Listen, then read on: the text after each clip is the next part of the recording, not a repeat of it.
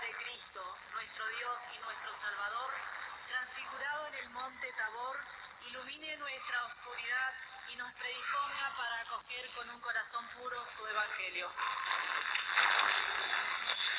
El Señor esté con ustedes. Evangelio de nuestro Señor Jesucristo según San Lucas.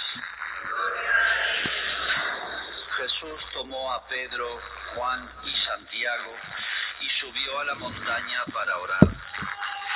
Mientras oraba, su rostro cambió de aspecto y sus vestiduras se volvieron de una blancura deslumbrante. Los dos hombres conversaban con él, eran Moisés y Elías, que aparecían revestidos de gloria y hablaban de la partida de Jesús que iba a cumplirse en Jerusalén.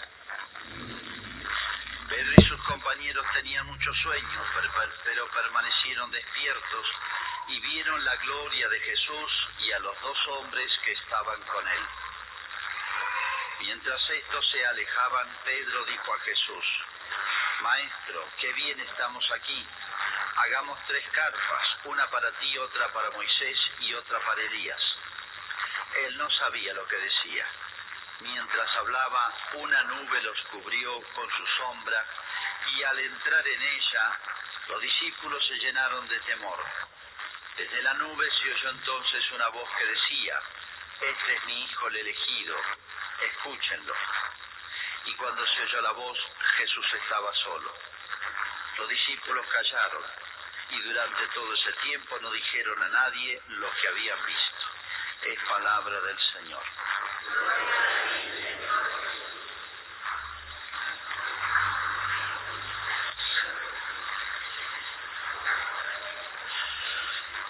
En el año 2000, Juan Pablo II dio a conocer la famosa y esperada tercera parte del Secreto de Fátima, y era un cuadro, vio como una película, digamos, en vivo.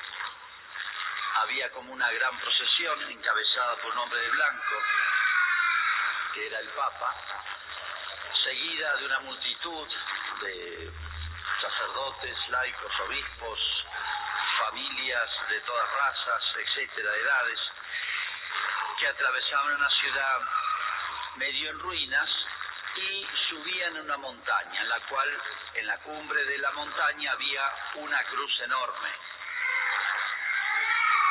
Al llegar al pie de esa cruz, el Papa caía muerto, lo asesinaban. Y el Papa, mientras subía esa montaña, encabezando esa procesión, dice, subía muy dolorido, acongojado, como Cristo subiendo al Monte Calvario, una cosa así.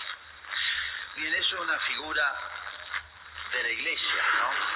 Es una figura de la Iglesia de todos los tiempos, y creo que guarda una gran semejanza con el cuadro que hoy nos presenta la Iglesia en este texto, en este hecho, que es el que se llama de la transfiguración.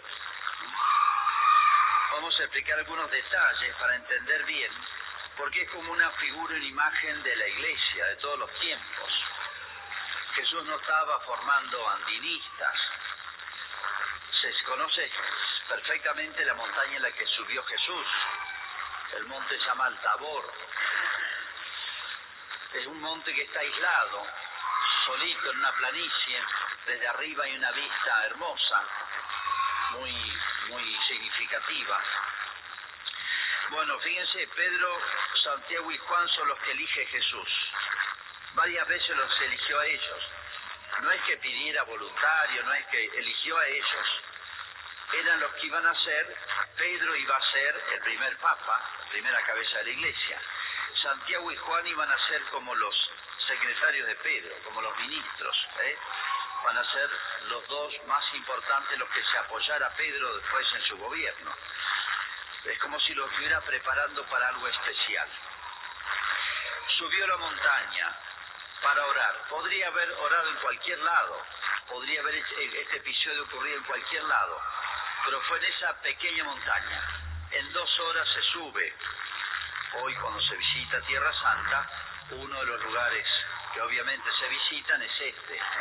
Se conoce exactamente la montaña y arriba, bueno, han construido un templo que recuerda la transfiguración. Bien, subir a la montaña, que es todo un signo.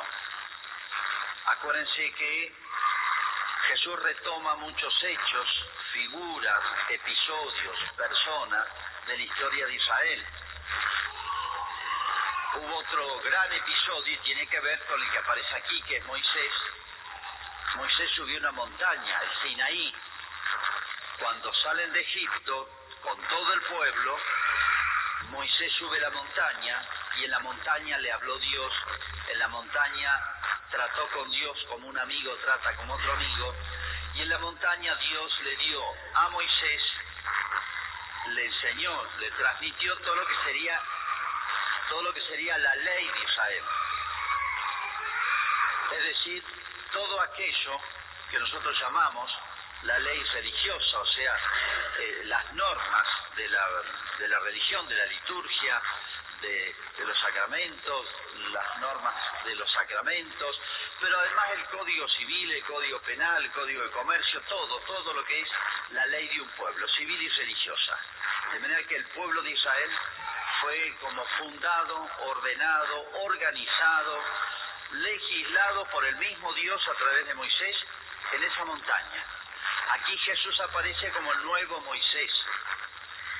Jesús, del cual Moisés era una figura, igual que el otro personaje que se llama Elías. Elías era un profeta muy famoso, tal vez el que más en Israel, porque vivió la época de más abandono religioso de Israel, apostasía, y fue el único que quedó.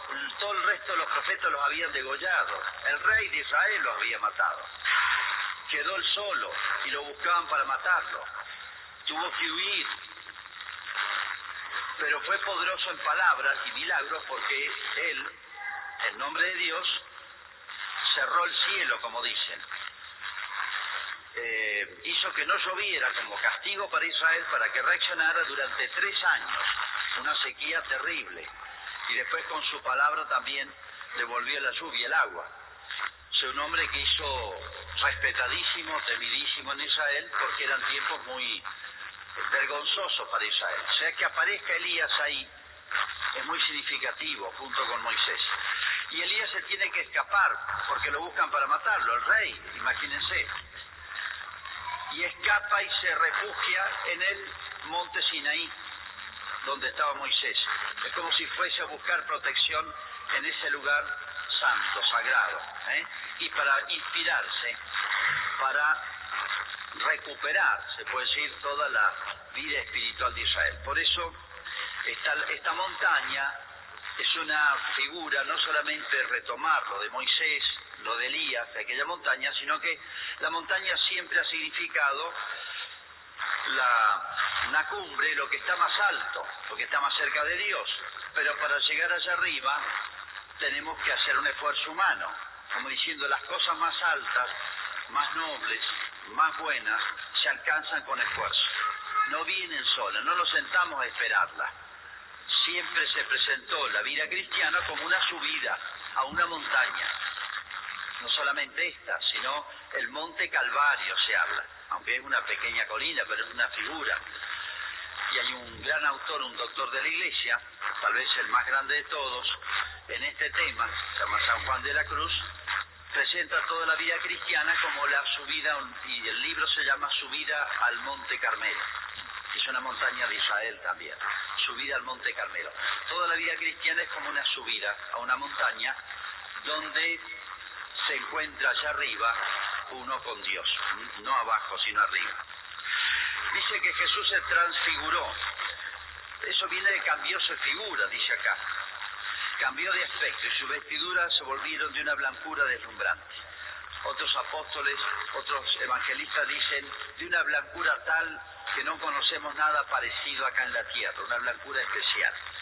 Bueno, es un instante en el cual Jesús dejó desbordar sobre su humanidad, incluso sobre su ropa, podemos decir, pero sobre todo sobre su cuerpo, la gloria la perfección de su divinidad, porque Cristo es Dios, la tenía como retenida, y es como si lo hubiera dejado desbordar, para mostrarnos, y mostrarles sobre todo a ellos, anticipadamente, lo que va a ser la otra vida cuando resucitemos, cuando resuciten los muertos. Todos vamos a morir, pero el cielo no es para el alma solamente, sino el cielo es para el cuerpo y el alma, para toda la persona. Y en el cuerpo tendrá nuestra misma humanidad, nuestro mismo cuerpo tendrá esas propiedades nuevas, entre otras es esta. Dice que hablaban, Moisés y Elías con Jesús, hablaban de la partida de Jesús, que se iba a cumplir en Jerusalén. Se refiere a la muerte de Cristo. Hablaban de la muerte de Cristo, no sabemos en detalle qué, pero cuando ocurrió esto, falta poquito ya para la pasión, faltan 6 meses. Es como una de las últimas preparaciones que va a hacer Jesús de los suyos, de los 3 más importantes, para ese momento que se va poniendo cada vez más difícil. No es que vino de golpe el rechazo de Jesús. Comenzó casi desde el principio. ¿Se acuerdan? Apenas predicó Jesús en su pueblo, lo buscaron para matarlo. Y así fueron, se puede decir, estrechando filas en torno a Jesús para producir ese rechazo, sobre todo en la capital que era Jerusalén. Dice que ellos vieron los 3, Pedro, Santiago y Juan, en un momento dice, qué bien estamos aquí. Y bueno, claro, es como un pequeño anticipo, una pequeña muestra del cielo, o de lo que va a ser la felicidad futura. Y esa nube que rodea a los apóstoles es muy significativa. Para nosotros no sería más que una nube. Hay humedad, no sé qué diríamos. Pero para un judío era muy significativo. La nube significa la presencia de Dios. Cuando todo el pueblo de Israel, encabezado por Moisés, sale de Egipto, de noche lo guiaba una columna de fuego y de día lo guiaba una nube. Esa nube y ese fuego son la presencia de Dios. Por eso esa nube los tiene que haber impactado mucho, como diciendo estamos en la presencia de Dios, y eso hace temer un poquito. San Pedro, como siempre, habla, maestro, qué bien estamos aquí. ¿Por qué no nos quedamos aquí? Hagamos 3 tiendas, como decir, acá nos quedamos a vivir, esto está hermoso. Terminó de hablar y dice que desapareció la nube y que lo vieron a Jesús solo, se acabó todo. Ahora hay que bajar. O sea, ahora continúa la vida. En una imagen, un cuadro nomás. Jesús los estaba entonces preparando a ellos como líderes, como jefes, pero esto es una figura de la iglesia.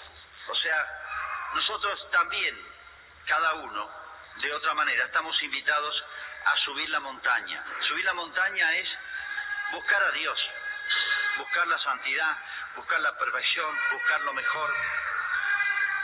¿Por qué subida? Porque bueno, nosotros, toda la vida cristiana, se puede decir, es como, hay que hacer un esfuerzo. Las cosas más altas, más grandes, más nobles, más perfectas, no se consiguen sin esfuerzo. Y hay un enemigo adentro nuestro, así como de adentro nuestro nacen cosas buenas, santas, de la fe, de la esperanza, de la caridad, de las virtudes.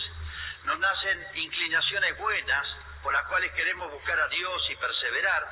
De adentro nuestro también nacen, como he dicho muchas veces, esas 7 inclinaciones enemigas que tenemos.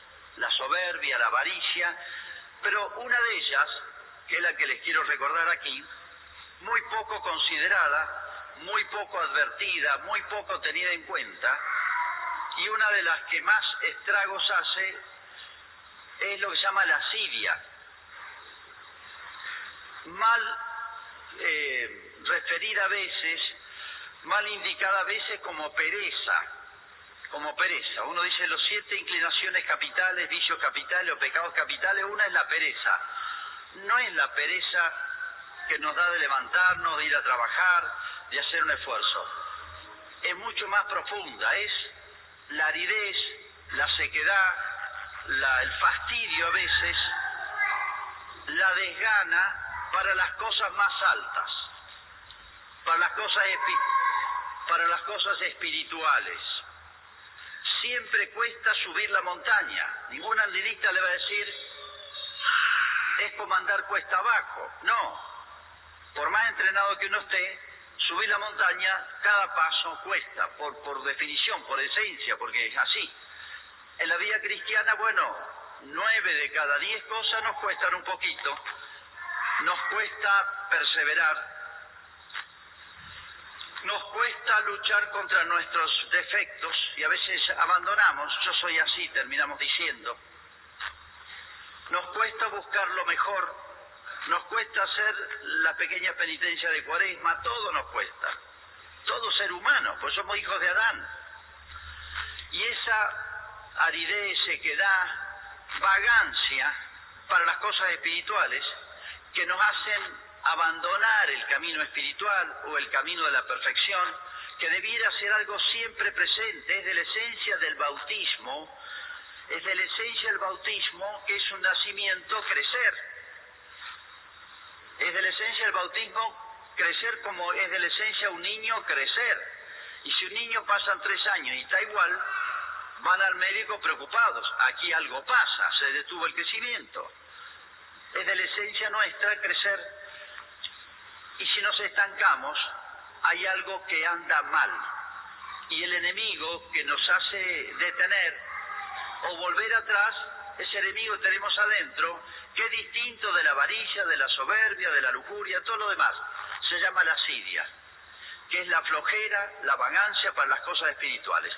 Y terminamos conformándonos. No soy ni demasiado malo, no mato a nadie, no robé el banco, no asalté a nadie, no le pego a mi mamá, no hago cosas que merezcan la cárcel, entonces no soy malo, pero tampoco soy muy bueno. En eso queda. Entonces, queda como estancada la vida cristiana. No busca crecer, no busca lo mejor, no busca lo más. Y lo que provoca eso en el alma es ese enemigo que tenemos adentro, se llama lascivia. Fíjense en la historia de Israel. Toda la historia de Israel es interesante conocerla y para eso existieron 2000 años de historia, es para explicarnos mejor estas cosas. El pueblo de Israel que vivía en estado de esclavitud en Egipto y milagrosamente Moisés lo sacó haciendo muchos milagros, empezó a caminar hacia la tierra prometida. Le había prometido una tierra extraordinaria, un territorio propio. ¿Qué más quiere un pueblo? Un territorio rico. Pero como tenían que atravesar un desierto, el pueblo se enojó y quería volver a Egipto. Se enojó con Moisés. Era como enfrentar a Dios.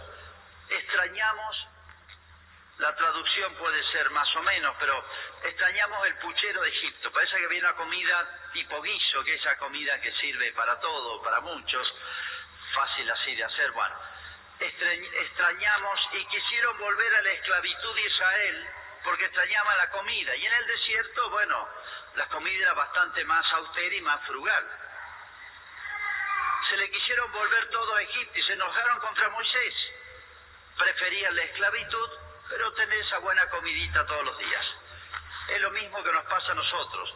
Extrañamos el puchero, la comida, la carne, las verduras de Egipto. Entonces, reconozcámonos que somos así. Nos pasa a todos. Por eso la vida espiritual nos enseñó Jesús, el encuadro el domingo pasado, esa lucha de las tentaciones de Jesús contra el demonio, contra sí mismo. Acá nos enseña este otro cuadro, son muchas imágenes que son como imágenes de la iglesia, lo mismo que de Fátima, nos enseña que la vida cristiana es un constante subir la montaña, es un constante subir la montaña. No nos quejemos de decir me cuesta, no lo siento, no tengo ganas, no me gusta, esas palabras no tendrían que estar entre nosotros. Fíjense, nosotros los cristianos, respecto a todo el mundo, yo diría tenemos 3 diferencias nomás. Lo demás, todo igual. No vamos a enfermar igual, nos pasan las mismas cosas, vamos a ir a los mismos cementerios, vamos a los mismos hospitales, etcétera. Nosotros los cristianos podemos decir nos distinguimos por tres cosas. Una, tenemos que saber claro a dónde vamos. El bueno y el mal ladrón sufrieron lo mismo. Uno sabía dónde iba. Acuérdame de mí cuando estés en tu reino. Sabía dónde iba. Es como si Jesús le enseñara a Pedro, Santiago y Juan, y a nosotros en ellos, a cada uno, tiene que saber dónde está la montaña de la transfiguración, que es como una figura del cielo. Un cristiano es el que sabe, tiene claro en cada momento hacia dónde va. Segundo lugar, un cristiano debe tener claro, y en eso lo distinguimos, cómo somos. ¿Por qué me pasa esto? Y nadie diga por qué a mí, por qué no a otro, este es más malo que yo, todo eso que repetimos. No se debiera escuchar jamás. Yo sé qué es lo que hay adentro mío. Un cristiano lo debe saber. De adentro mío nace lo bueno y lo malo. Y tengo que saber distinguir. Esto es bueno, esto me lleva para arriba. Esto es malo, esto me aparta. No me debo dejar llevar ni por la soberbia, ni por la avaricia, ni por la lujuria, ni por la asidia, que tiene esas expresiones de me cuesta, no tengo ganas, no me gusta, no lo siento, no lo hago. Eso es la asidia, es el no lo siento. Un cristiano tiene que tener bien claro y discernir, esto nació de mí, pero es bueno, lo sigo, me lo inspiró Dios, nace de mi naturaleza, imagen y semejanza de Dios. Esto que nace de mí no es bueno, me aparta, lo corrijo. Y en tercer lugar, un cristiano no solamente es el que sabe distinguir lo que hay adentro de él, lo que le nace, sino en tercer lugar, ¿qué ayudas tenemos? No estamos solos, no estamos tirados en el mundo, arreglátelas como puedas. Este es mi hijo amado, escuchadlo. Nosotros sabemos a quién escuchar, a quién imitar, y yo diría de quién agarrarnos, porque solos no podríamos llegar a la montaña. Cristo se los llevó, vengan, yo les voy a indicar a dónde tenemos que ir. A quién escuchar, a quién imitar y de quién aferrarnos fuertemente para poder llegar a feliz término. Bien, todo esto de alguna manera lo vamos ahora a profesar y confesar en el credo. Y bien, son temas tal vez muy sabidos, pero es bueno repasarlos y en estos tiempos especiales de Cuaresma, en que todos tenemos que intentar ese esfuercito y no cansarnos nunca. Nos ponemos de pie y hacemos nuestra profesión de fe. En las primeras páginas del cancionero está el credo largo. Creo en un solo Dios,